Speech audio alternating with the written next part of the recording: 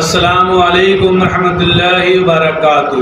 मैं मोहम्मद जावेद, सच की आवाज NPS न्यूज। देखिए आज की ताजा పేరు దాదాపు 1.5-2 లక్షల రూపాయల గజం ఇక్కడ ఇప్పుడు అమ్ముతున్న ప్రస్తుతం ఇక్కడ చెల్లమని వ్యాపారం చేస్తున్నారు.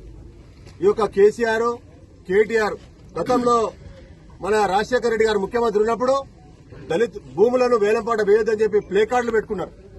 ఈ యొక్క కేటీఆర్ కేసీఆర్ రోడ్ల మీదకి వచ్చి ధర్నాలు చేశారు.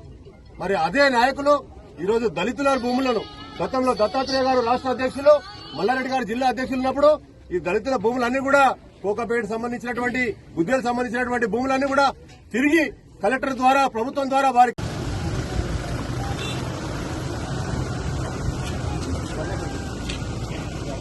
Hey,